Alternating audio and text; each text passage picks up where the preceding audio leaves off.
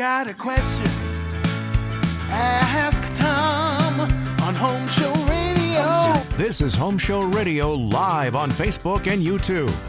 Your questions, Tom's answers. Now here's Tom Tynan and Charlie Mosier. It's going to be such a disappointment because we really don't measure up to as good as the pictures look. There you go. See? There we are. Live on Facebook. I'm Charlie Mosier, and he is Tom Tynan.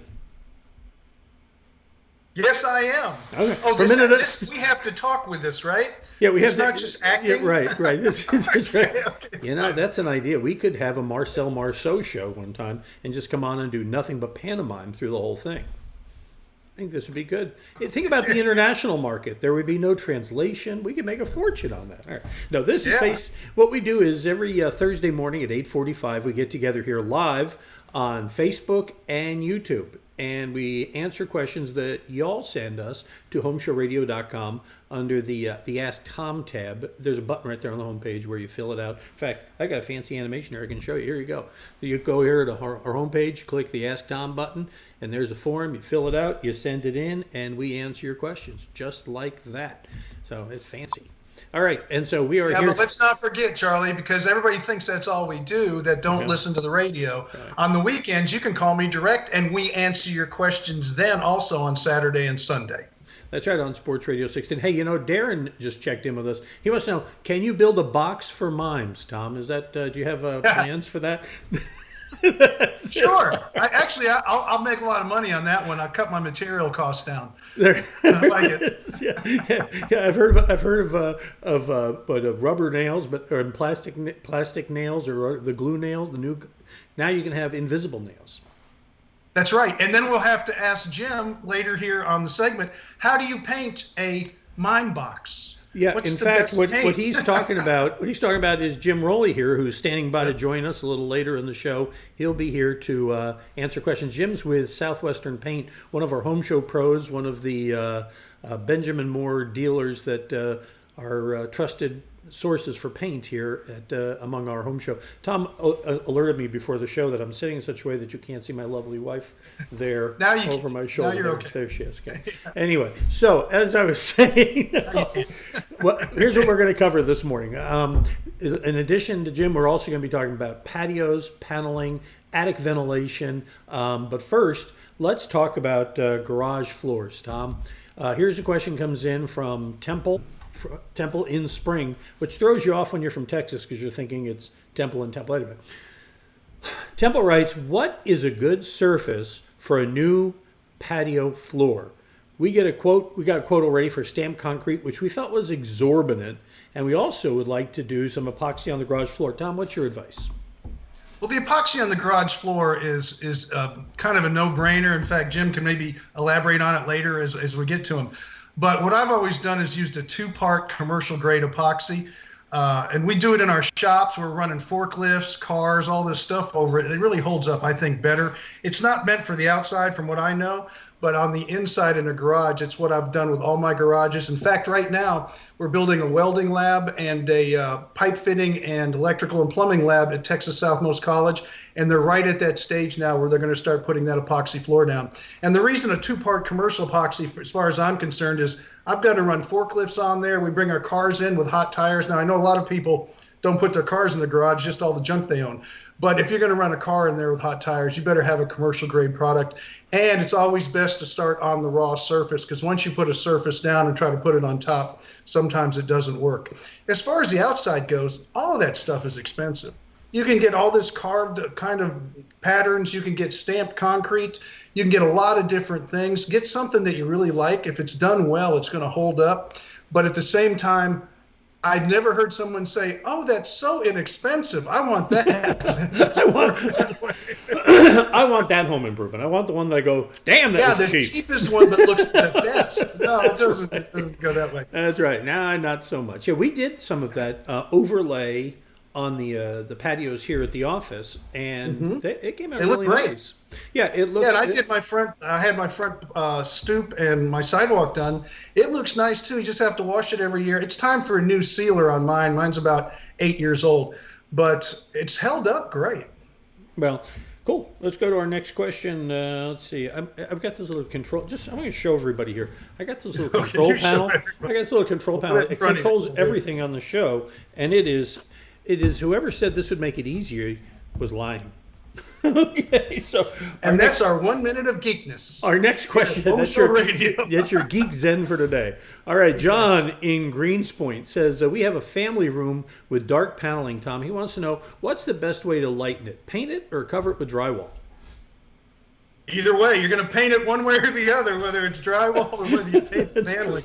Yeah. The drywall will give you a smoother look if you have paneling with the grooves in there. And my first house was a early 70s house. It had paneling everywhere. We painted everything, just painted the paneling. You don't fill the grooves or anything. You do a little caulking around the trim. It held up great, and as far as I know, it's still there. But if you want to sheetrock over it so you don't have the grooves, that's going to be the only difference. And you have a little detail issues with the door trim and the baseboards, which have to come out and be replaced. And you might want to even replace them with some bigger baseboards, something a little more fashionable or up to date. I would love to tell you that we planned to have all these kind of paint kind of questions today. We didn't. I mean, that would require a lot of preparation and forethought and called show prep. Not so much. Now you can't yell at me anymore because I don't do any. In fact, if you want to get a question on with us, I'll tell you what you can do. You can go to our, right there in the comment section underneath while we're doing the live. You can put questions in there. They'll pop up on a little screen here. I can put them up and Tom can answer them. So no need to fill out any forms or go to the website. You can just do that right here, right now while we're on Facebook Live. We love having you with us here on our Thursday morning broadcast. Okay, next question, Tom, comes from Vish in Atlanta, Idaho. I didn't even know there was an Idaho, Atlanta, Idaho. Anyway, she says, what is the difference between ridge vents and box vents, and what are the pros and cons for each? I want a ridge vent, but what do I need to look for from a roofer so I don't get condensation and bug issues? Well, bugs don't like being in the attic. It's too hot. That's why you find them in your kitchen where it's air conditioned and they have food and water. So unless you have a reason for bugs to be up in your attic, they're going to get in one way or the other. A ridge vent has never been a big deal with that. By the time they get to the ridge vent, I think a bird picked them off before they even got in the vent. But there's a big difference between a box vent, or we call a slant back square vent, or air hawks, or what other people refer to them. It's a 12-inch hole with a little cover on there to keep the rain out, and it's got a screen on there to keep the rodents out too.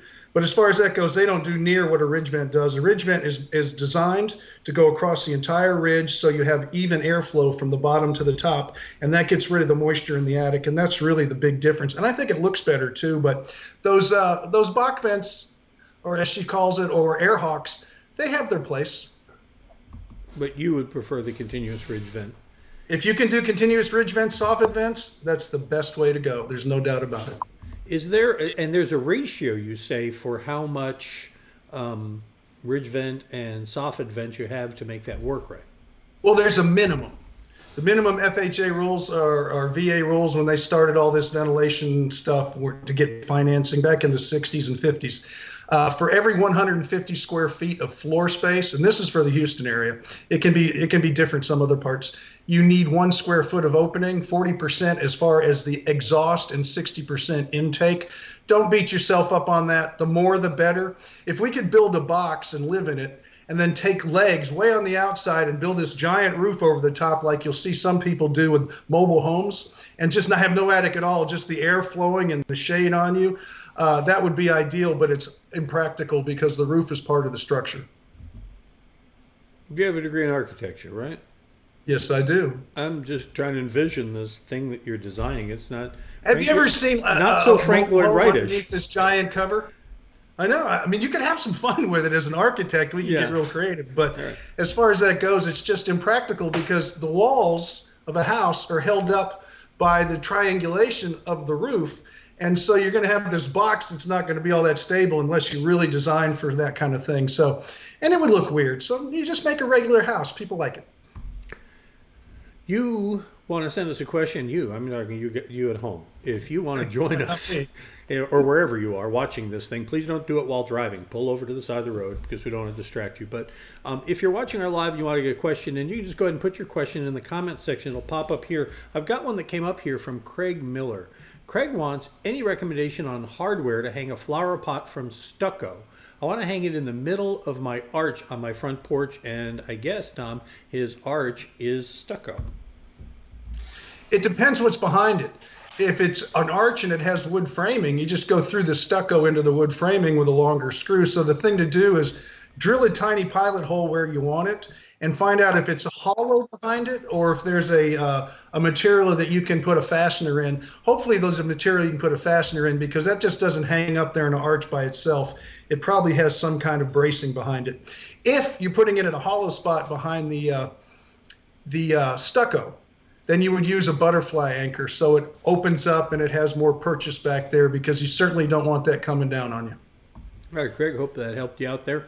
And again, if you got questions, go and put them in. We're here, and especially if you have paint questions, because in just a minute, we're going to be joined there by Jim over at Southwest Paint and one of our Benjamin Moore dealers, and he's going to help us out. Okay, our last question I have for you here, Tom, comes from Sue in Port Bolivar.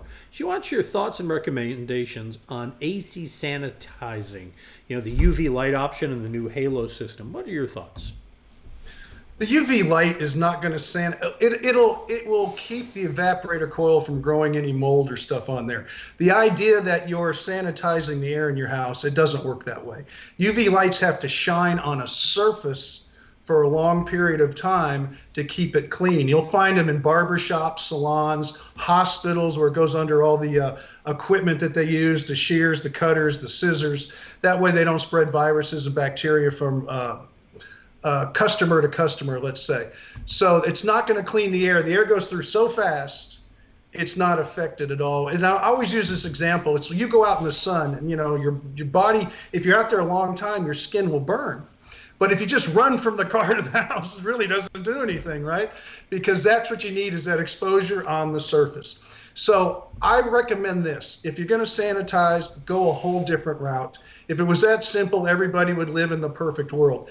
Don't try to make your air conditioning system an air cleaner. It doesn't work that way. And my final thought on this is the reason we have filters in air conditioners is to keep the dirt in your house out of the air conditioner, so it runs clean and free. And once that is achieved, you can't do anything else with the dirt in your house. You can't do anything with what the air has in it with a system like that. Let me just turn the phone off. Do you hear it? No, I'm sure it's probably Craig calling to say thank you for the advice on doing the planter with the stucco. All right, you're welcome. Those are our questions. While Tom's dealing with that, kids. Time for me to introduce our guest here today, who is Jim Rowley with Southwestern Paint. He's one of our home show pros. If you scroll down on the page and the home page, you click on Benjamin Moore, it will bring him up, and there's what his page looked like. And good morning, Jim, and welcome to our broadcast. Good morning, Tom. Good morning, Charlie. How you guys doing? Hey, Jim. Good. We're doing good. We have just in case, because you're new to the game, let me explain the rules. Okay, this is the bonus round where the points are double, but the questions are harder. Okay, and that's why I brought you in. But the expertise is better. That's right. The answers will be better. Okay, and Tom, you're getting a little closer, Tom. All right. Oh. So what we have is we have a bunch of questions. We got a bunch of questions that we got from a bunch of our listeners here at out in Home Show Radio Land. And our first one comes from Sue in Eagle, Colorado. Alan, she says, I have tongue and groove redwood siding on my house. It was installed back in 1980, and it has only linseed oil and super deck, no paint or stain, in 10 years. That's getting her money's worth. She wants to know, what should I do to care for it? What do you say? Well, first of all, you can get away with that in Colorado. You'd never get away with that here in Houston. But what I would do for that is, first thing is make sure if you have any mold or mildew, you want to clean that with a 25% bleach solution.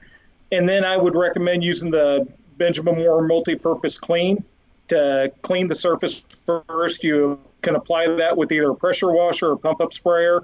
After 10 or 15 minutes, you do a scrub with a stiff bristle brush, and then you come back and you hit it with a pressure washer. Then you just let it dry.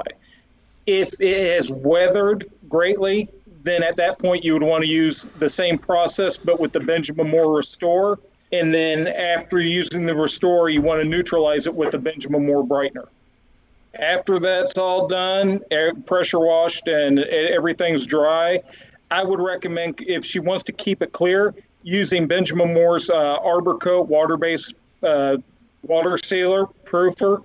It has silicone in it to help prevent it from the weather, and also UV protection. If she decided she wanted to keep it transparent and maybe go with a little bit of color, Benjamin Moore also has a waterborne translucent stain she could use that comes in 6 standard colors. Jim, I don't have a lot of experience with redwood being down here in the Houston area. It's pretty rare to see it here. California, you'd see it everywhere, of course. Yeah. I was always told by people, friends of mine in California, that painting redwood is not a good idea because it doesn't work well. Is that true?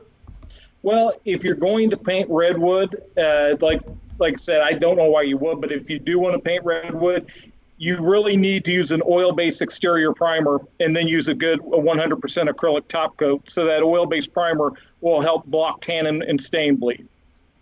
There you go. Is that what it is? Is the tannin that comes through and destroys the paint? Exactly. That makes sense. You need to put a good oil-based primer on to block it. Okay. Well, because redwood is not, I mean, people buy it for the look. They Absolutely. want red wood. Absolutely. That's true.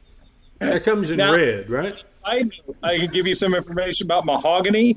Is a lot of the mahogany's coming out of China now, and it's pumped with chemicals that manufacturers are recommending not painting it at all, because what's happening is the paint is peeling off. And so if any of your viewers have any mahogany, I would not recommend painting that. You know what? I built for many years, and a lot of people love mahogany. It's a beautiful wood when it's finished, but it does not paint well. I'd rather paint OSB board than paint mahogany, because it's not going to hold up.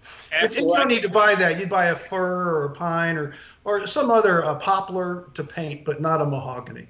Absolutely. All right. Our next question for you comes from Kissimmee, Florida. Oh, is that right? No, this one here. I got the right question up. There you go. There it is. Robert in Kissimmee.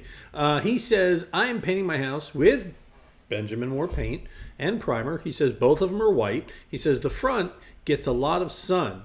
How much primer needs to go on? And he says, is 4 coats enough paint? And one more thing before and if I'm selling paint, I'll say, no, I think 5 or 6. But anyways, but and then he says he's got a metal garage door. He wants to know, can he spray it, and what kind of paint do you recommend for that, Jim? Okay, metal garage door, it's going to be aluminum. We'll answer that one first. He can use the same 100% acrylic house paint that he's using on his house for that, or if he feel more comfortable, he can use an acrylic direct to metal paint. Benjamin Moore makes both. As far as priming, 95% of the time, 1 coat of primer is sufficient enough.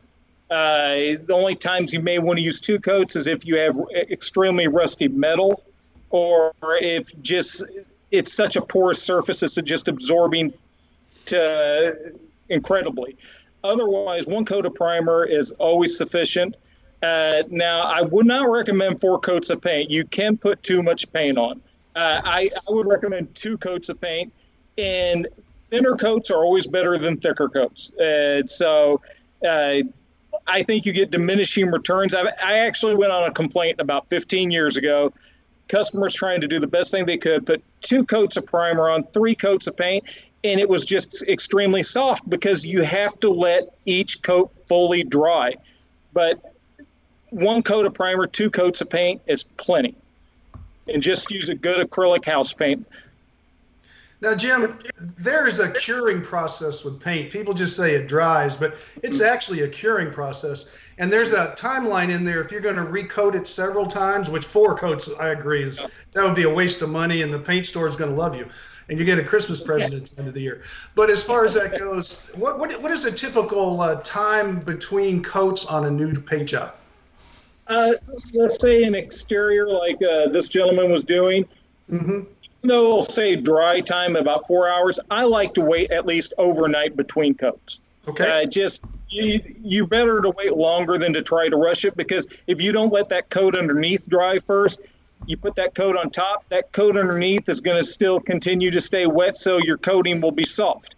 And humidity and weather can affect that. And Florida has similar to weather what we have here, and you know how humid it gets here. So you just have to kind of use common sense. I would never put more than one coat of paint on in a day outside here in Houston. I know. Now, this brings you another question real quick. Wait, Charlie, because I want to know this for myself. I'll get calls sometimes where people paint a room, a bathroom, a cabinet outside, and it stays soft and sticky and it won't seem to harden. Is that because they put it on too thick, or they double or triple coat it before they go through the curing process? It could be either one. Like you said, the worst thing you could do is to put the paint on too thick. Yeah. If it starts running or sagging, you have it on there too thick. Humidity has a lot to do. Color. A darker color could take a long time to cure. Something that may take 2 weeks to fully cure, it may take a month, 6 weeks. And especially on horizontal surfaces are worse than vertical surfaces because the air has no way to to hit it. And when you start getting into like the weather we're going to have in the next week, to give you an idea, if you tried to paint interior enamel with an oil base next week, it's not recommended just because the humidity will affect inside the house unless your house is climate controlled. And like I said, darker colors, even though they'll say wait overnight between coats on darker colors, if you could wait 2 days between coats, it will you give that first coat a good chance to set up and get dry. Okay, makes sense. All right, so funny you should say that because our next question comes from Angelo in the Heights, and he says, I'm considering having the exterior of my 2-story house repainted, and I've heard to avoid painting the exterior in Houston during our hot summer months. Is that true, Alan? Yes, we always recommend fall or spring, and most times in winter, you just have to watch the weather. If it gets below 50, I won't recommend painting, or if you're going to have several wet days, I won't recommend painting. Summer, we tell people if you're going to paint, try to paint before 10, but with the humidity down here, you still have dew on the surface, and you don't want to paint with dew on the surface. So generally, we'll say try to do it before 10, after 4 o'clock. It doesn't always work out that way. If you find yourself having to paint your exterior in the summer, we recommend basically follow the sun. Stay in the shade, paint in the shade. And if you see your paint starting to set up on you too quick, add a paint extender to it. Benjamin Moore has an extender specifically for their paints, and it doesn't thin the paint. It just gives a little more open time to work with. But if you can avoid painting the exterior in the summer, that would be ideal. My grandfather was a painter. My uncle was a union painter up in Connecticut. And they always said, now Connecticut's different than Houston. Always paint in the shade, number one, because my grandfather used to tell me it's not the air as much as it is the surface temperature. When you put the paint on that, is the surface temperature can actually cause all kinds of problems. He was real picky, but it was always stay in the shade and make sure the weather is right. And when it gets too hot, stop. That's what he always did. You're exactly right. I went on a job one time with one of our sales reps, Hugo, and he has a temperature gauge. We measured the temperature of the surfaces. Yeah. And we measured the temperature. It was in the middle of the summer. We measured the temperature of the white color, which was about 93 degrees. Then they had a dark hunter green. We put the temperature gauge on that. It was 145 degrees. Mm-hmm. Dark colors will especially absorb the heat, but your father was exactly right on that. Just it is the surface temperature. And the same thing in the winter. It may be 55 degrees, but if that surface is still in the 40s, that's what's going to affect the paint. That's true. It was my grandfather, by the way. My father was in the Air Force. Oh, sorry, it was his father that was the painter. He was a World War II vet, so that's way back there when they used to put lead in it. And he would mix his color right on the job. That was a whole different world back then. Old school painters, yes. Yeah. In fact, my grandfather was a house painter too. So was he? Yes, we have a whole genealogy of paint here. All right. No kidding. Now, if you have a question for Jim, just like Tom, you can go ahead and punch that in the comment section at the bottom of the page, and we'll bring it up and answer it and get you some expert advice without having to go over to Southwestern Paint. that we don't recommend going to Southwestern Paint, but I'm just saying if you want to get it right here, right now, it'll kind of give you a head start when you go over there to get your paint. Our last question here. I'm close to you. Go ahead, Alan. What's that? What's that? We have some locations. I'm sure we have one close to you. All right. I got one by my house on 1960. That's where true. I started. That was the first one that I worked at, was in 1960. So There'll be ample opportunity for you to pimp the locations in just a minute. Our last question comes from Hunter in Rice Military. That's part of Houston here. He says, my pressure-treated deck was just replaced and needs to be painted, he says. How should I prepare the surface for the paint? What paint do you recommend, Alan?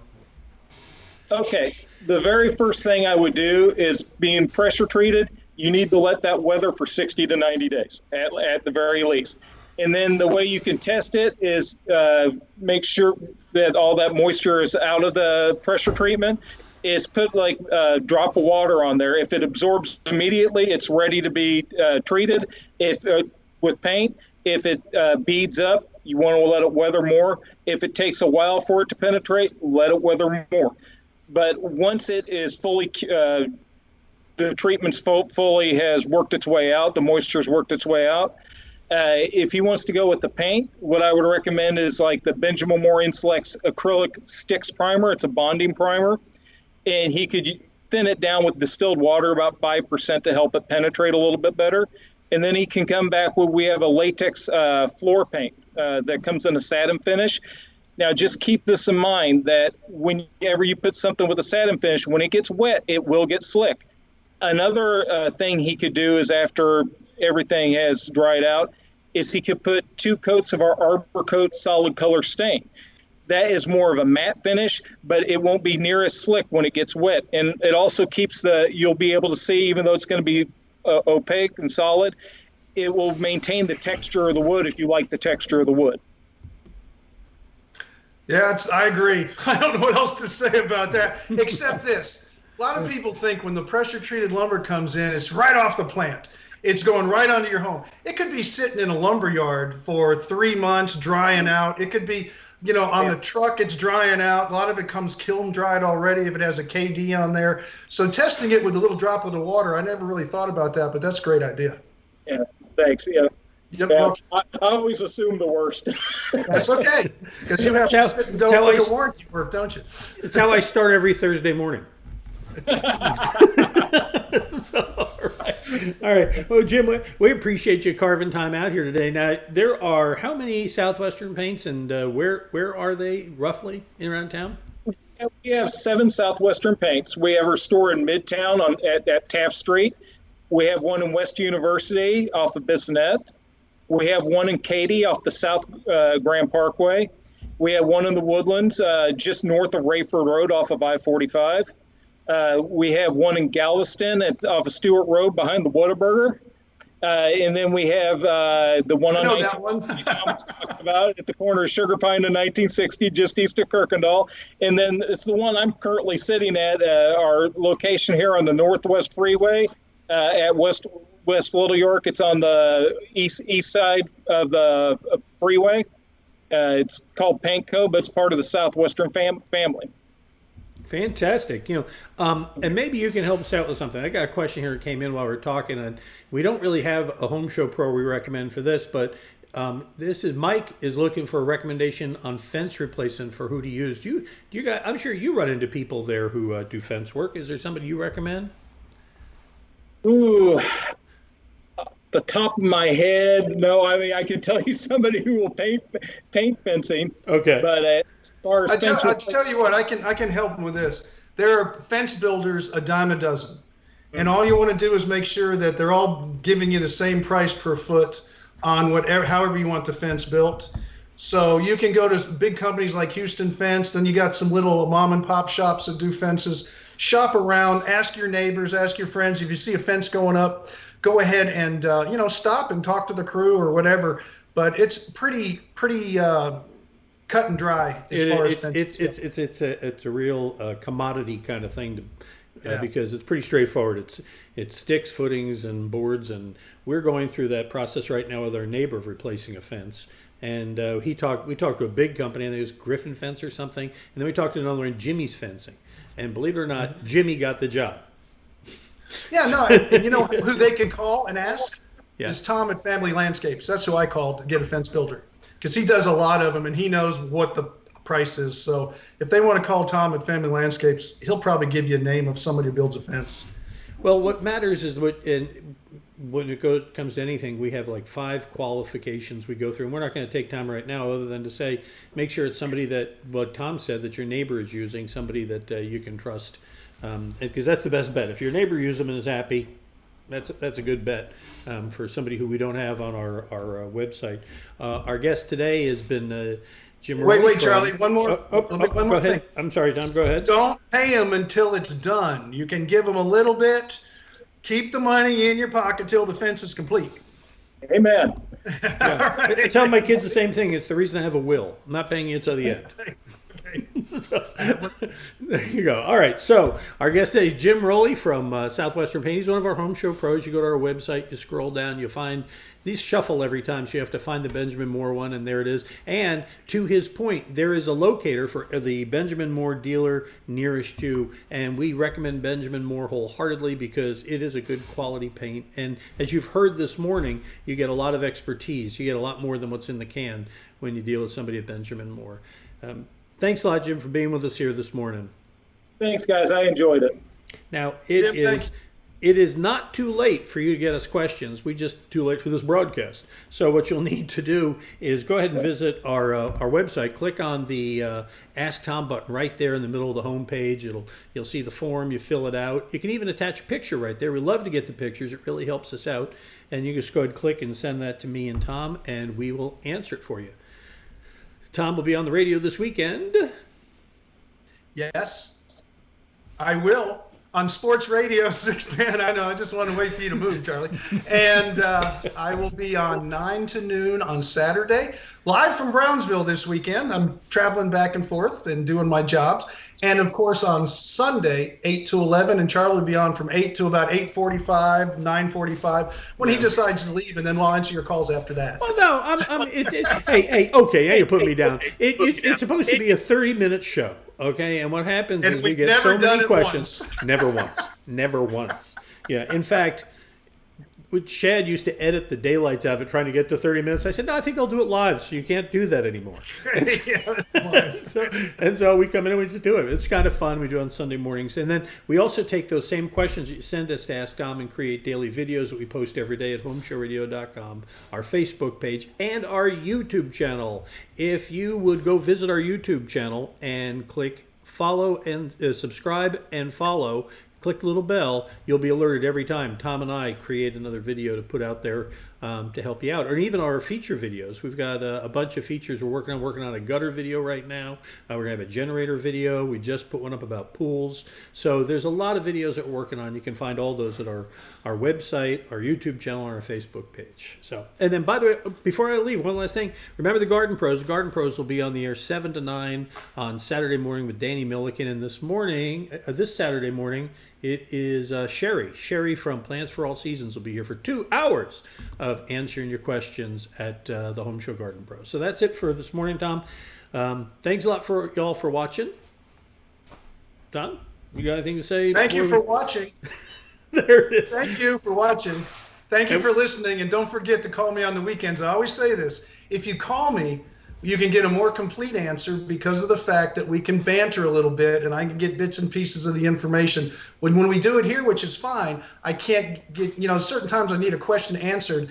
And so I encourage you to call me on the radio too. All right. And so we will see you again next Thursday morning right here on Facebook and YouTube Live at 8:45.